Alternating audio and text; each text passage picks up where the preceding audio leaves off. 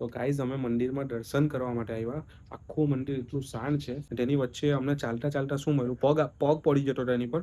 ફ્રેન્ડનો પગ પડી જતો એટલે એને મને કીધું કે ભાઈ તું જોઈને ચાલજે, બરાબર. શું કહે મમ્મી? અને પાપડીનો લોટ ખીચું.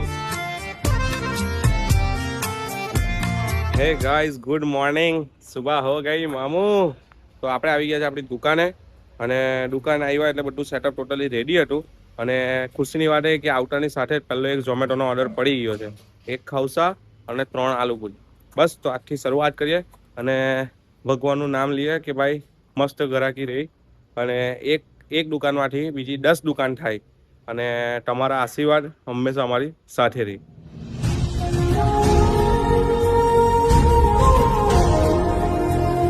આ હાથમાં શું થયું છે કઈ ખબર નથી. આમાંથી છે ને ચામડી નીકળે છે, ચામડી ટોટલી. એટલે મને એવું લાગે છે કે વરસાદમાં કદાચ એમ પાણી લાગ્યું હોય કે એવી કોઈ વસ્તુ થઈ હોય જેવી રીતના આતર પડે એવી કોઈ વસ્તુ થઈ છે કે શું છે ખબર નહીં. ખાલી અંગૂઠામાંથી જ ચામડી નીકળે છે.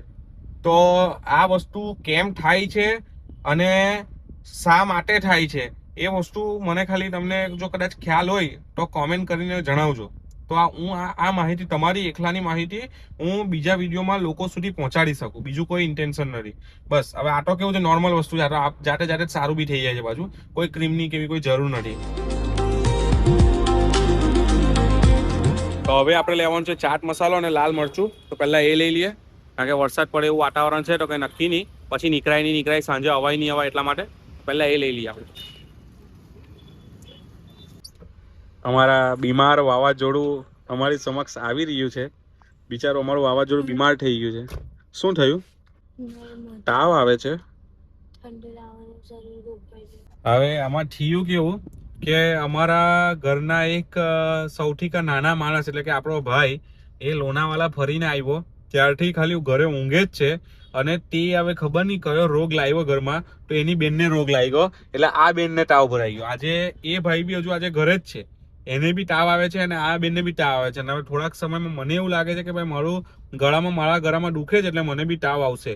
કારણ કે હવે લોનાવાલાથી આવ્યો એમાં કઈ આવ્યું કે કઈ ખબર નહીં, કે પછી આ વાતાવરણ ચેન્જીસ થાય છે એના લીધે થાય છે એ કઈ ખબર નથી. હવે શું ચાલે છે? એટલે મારા વિડીયો બી વાયરલ ચાલે છે.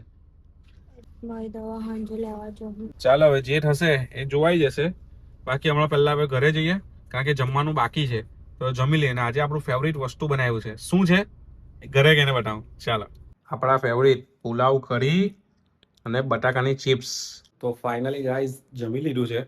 મસ્ત મજાના પુલાવ કઢી અને બટાકાની ચિપ્સ આપણી ફેવરિટ વસ્તુ છે, કે એ જ્યારે બી બનાવેલું હોય ને તો કોઈ દિવસ વધતું નથી.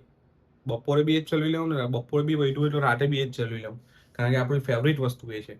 અને બીજી એક ખાસ વાત કે હવે આપણે સુવા જવાના છે અને આજે સાંજે એક ચેલેન્જ થવાનો છે. હવે કઈ રીતનો છે, શું કઈ જ ખબર નથી. એ જ્યારે સાંજે થશે ત્યારે તમને જોવા મળશે. તો વ્લોગ છેલ્લે સુધી જોતા રહેજો. ધોઈને ફ્રેશ થઈ ગયા છે. આ બાજુ નીચે આવ્યા, એક બાજુ જેઠાલાલ, એક બાજુ પાપડીનો લોટ ને એક બાજુ રજા પડવાવાળા ભાઈ, હાફ રજા લેવાવાળી બેન. 2 જણ મસ્ત મજાના એન્જોય કરે. કોઈને દૂરથી લાગે છે કે આ બંને માંદા હશે, કોઈને તાવ છે, શરદી છે એવું લાગે કોઈને. હું બોલે? બોલી જ નહીં. આ છે આપણો પાપડીનો લોટ. શું કહેવાય મમ્મી? અને પાપડીનો લોટ ખીચું. પાપડીનો ખીચું. હા ખીચું. આ ખીચું કહેવાય ના ખીચું કહેવાય. ઋષિભાઈ, તમારો મંચાવ શું? હવે શરદી સારી થશે?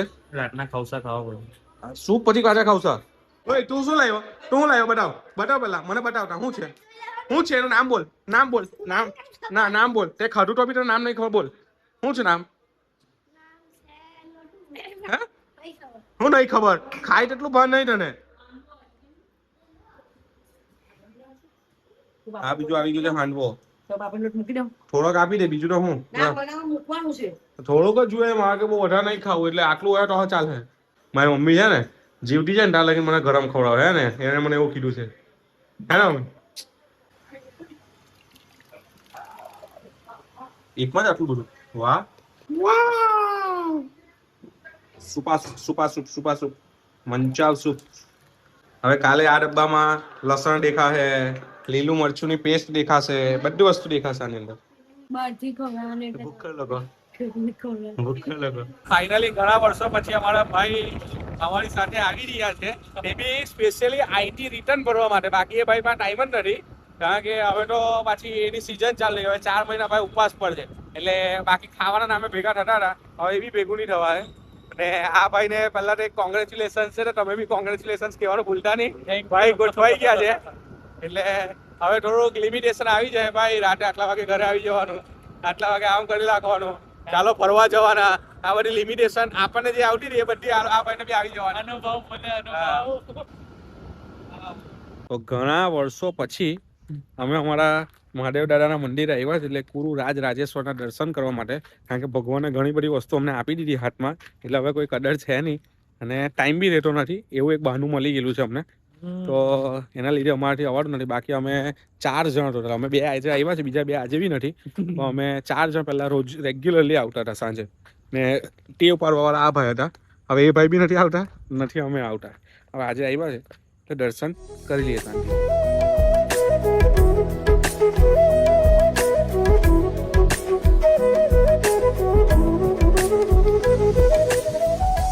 ગાઈઝ અમે મંદિરમાં દર્શન કરવા માટે આવ્યા. આખું મંદિર એટલું શાંત છે, તેની વચ્ચે અમને ચાલતા ચાલતા શું મળ્યું, પગ પડી જતો તેની પર, ફ્રેન્ડનો પગ પડી જતો, એટલે એને મને કીધું કે ભાઈ તું જોઈને ચાલજે, બરાબર. હું દર્શન કરવા આવ્યો ને, મને આ દેખાઈ જો શું છે, આ જો કેવું ધીરે ધીરે ચાલે છે. જો હવે આ શું છે કંઈ ખબર નથી, કારણ કે અમે તો એને ગોકળ ગાઈ ગઈએ છે. હવે તમારામાં શું નામ હોય એ મને નથી ખબર, જે પણ તમે એને કહેતા હોય તે કોમેન્ટ કરજો કે આનું રિયલ નામ શું છે. તો મસ્ત મજાના અમારા શંકર ભગવાનના ગુરુ રાજ રાજેશ્વર મહાદેવ દાદાના મંદિરે જઈને દર્શન કરી દીધા છે, ને હવે આપણે ઘરે જવાનું છે. તો ઘરે એક આપણે ચેલેન્જ કરવાની છે ફેમિલી સાથે. તો હવે એ ચેલેન્જની અંદર હું શું કરવાનો છું, મારે હમણાં અહીંયા એક કોલેજિયન ભેલવાળા કાકા છે, એમની પાસેથી હું કોલેજિયન ભેલ લઈશ, અને જે પણ લોકો પાર્ટિસિપેટ કરવાના છે એની અંદર મારા ફેમિલીમાંથી, તો એમની સામે મૂકીશ, બધાને થોડી થોડી ભેલ આપીશ, અને એ ભેલ માંથી સિંગ છૂટી કરવાની છે 1 મિનિટની અંદર. પણ આ સિંગ હાથથી નથી કરવાની, ટૂથપીકથી અલગ કરવાની છે. તો કોણ પહેલું આવે છે એ આપણે ઘરે જઈને જોઈએ.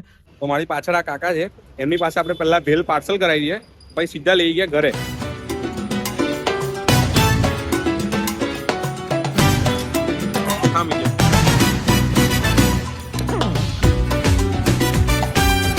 આપણા કન્ટેસ્ટન્ટ 2 રેડી થઈ ગયા છે. તો આ આપણી ભેલ, કોલેજિયન ભેલ.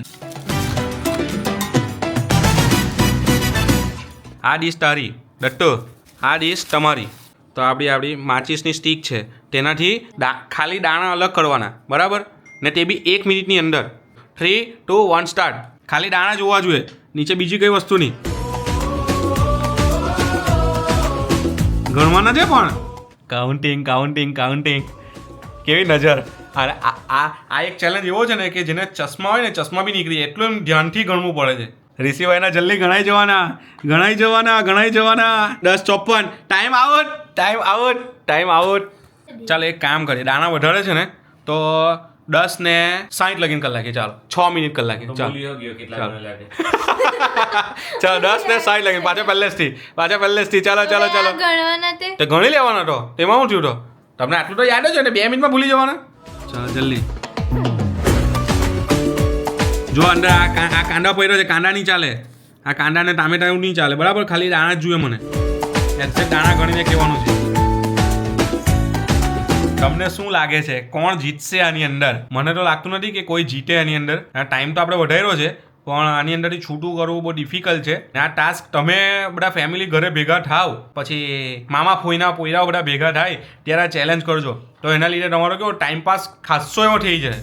આ ગેમ યુનિક છે ટૂંકમાં. એમ એક તો પેલું કહેવાય બકવાસ ગેમ કહેવાય ને યુનિક બી કહેવાય. હવે તમે જેમાં લેવો તેમાં. 10 ને 55, બરાબર. 60 લગીનનો ટાઈમ આપ્યો, કારણ કે ભેલ થોડીક મોટી હતી, 30 રૂપિયાની ભેલ હતી, એટલે વાર લાગે એવું હતું. બંને ગણતરી ધીરે ધીરે કરે. પાછી તે બી માચિસની જે સ્ટીક આવે ને, એથી આ ટૂથપીક લેવાના હતા, પણ ટૂથપીક મળી નથી, તેના લીધે આપણે આ માચિસ લીધી છે. માચિસના પાછળના ભાગેથી આપણને ભૂખ લાગેલી હતી, એટલે આપણે લઈને આવેલા હતા કોલેજિયન ભેલ. હવે આપણને એવું લાગ્યું ચાલો હવે ચેલેન્જ કરી નાખીએ. તો રસ્તામાં યાદ આવ્યું એટલે આપણે ચેલેન્જ ગોઠવી દીધો, ને બધા ઘરે જ હતા, ને બેઠા કરવાનું છે પાછું એસીની અંદર, એટલે વાંધો નહીં. કેટલું થયું આ બાજુ? 1 પ્લેટ આટલી છે, બીજી પ્લેટ આટલી પહોંચી છે, પણ આ ભાઈ તો કાંદા સેવ ને બધી જ વસ્તુ ખાઈ રહી છે. આ બેન પ્રોપરલી બધી વસ્તુ કરે છે, એટલે લગભગ આ બેન જીતશે. તમને શું લાગે છે કે કોણ જીતશે આની અંદર? મને તો લાગતું નથી કે કોઈ જીતે, કારણ કે આ લોકો કાંદા ટામેટા સેવ ને બધી વસ્તુ ભેગી છે, એટલે દાણા સ્લીપ બી ખાય છે પાછા, ને સ્ટીકથી ઓઢવાના છે.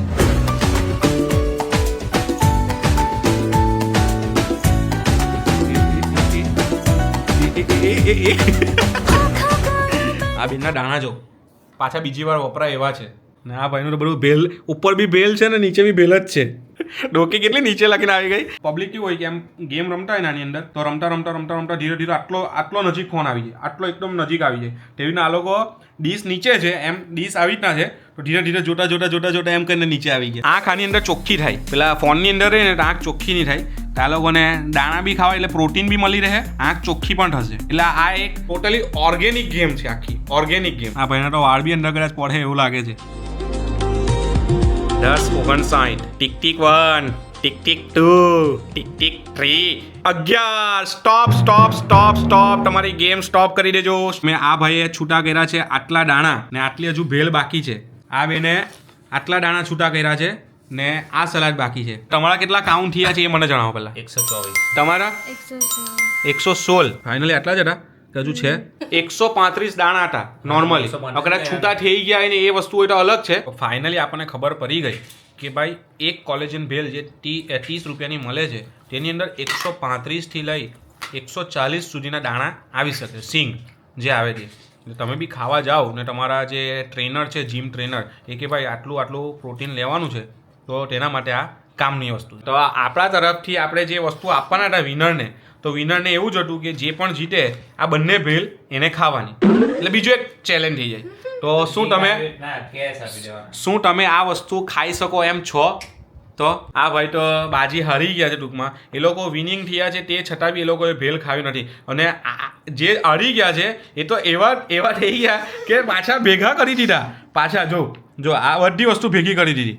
કેવા ભૂખ્ખડ છે આ. પહેલાં એના સારું ઘરમાં લોટ બનાવ્યો, એના પછી લોટ તો એ બેને ખાધો નહીં, કારણ કે એમને શરદી થતી હતી. તો પાછી હું બહારથી સૂપ લાવ્યો, મંચાવ સૂપ તો પી લીધું. પાછા હમણાં ભૂખા થયા, તો પાછી જે ભેલની ચેલેન્જ આપણે કરી એ આખી ભેલ ટોટલી પાછી બનાવી દીધી. આપણે દાણા અલગ કરેલા ને સેવની બધી વસ્તુ અલગ કરેલી. તો એ બેને હજુ તો ચેલેન્જ પૂરી થઈ, હાયરા જીતાનું હજુ તો ચાલતું હતું કે ભાઈ કોણ જીતા ને કઈ શું આપવાનું વિનિંગમાં, તે પહેલાં તો બેને બધી વસ્તુ ભેગી કરી દીધી. જો તમને આ રીતની ચેલેન્જ ગમી ને આગળ આ રીતની ચેલેન્જ જોવા માંગતા હોય તો પ્લીઝ કમેન્ટ કરજો.